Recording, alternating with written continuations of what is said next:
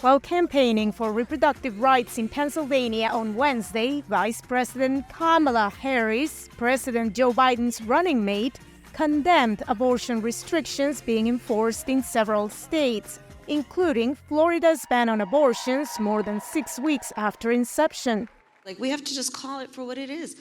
Do you not trust women to know what is in their own best interest? You, some legislator in some state capital, the majority of whom are not women, are in a better position to tell her what she should do?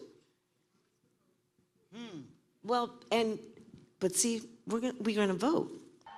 Biden says if re-elected, he will restore Roe v. Wade, a landmark Supreme Court decision that for 5 decades ensured a woman's right to an abortion.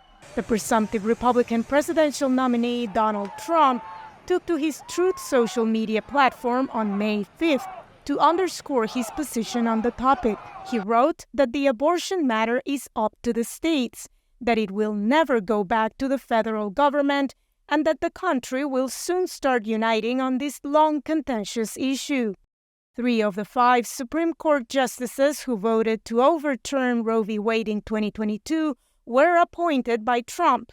Currently, 41 states ban abortions after some period, ranging from 6 to 24 weeks after gestation, with certain exceptions, according to the Guttmacher Institute. The restrictions have motivated many voters, says Joe Becker with Human Rights Watch. We've seen state ballot measures that have really turned out women voters in particular to try and enshrine abortion rights in their state.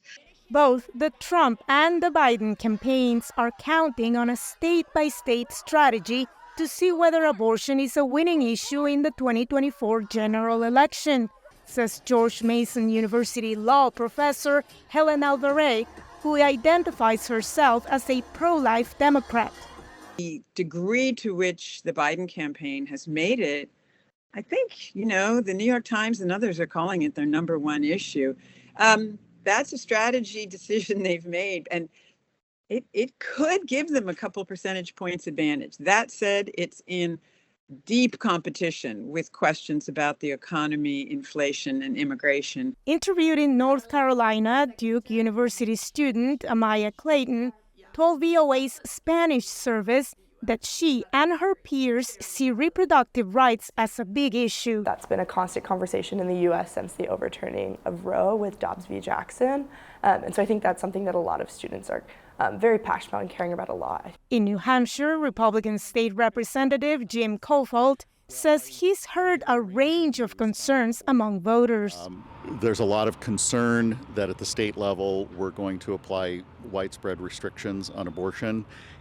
But that has not been the case at all this legislative cycle. I think there is a much longer conversation that we need to have as a society about how we feel about that and where we think it's appropriate to draw the line. The debate, however, is turning into legislative battles, mostly along party lines in states like Arizona, where a near total abortion ban was recently repealed. Analysts expect the legal battles will continue at the state level, but caution it's still early to predict whether abortion will be the issue that voters will prioritize when heading to the polls in November. Veronica Balderas, Iglesias, VOA News, Washington.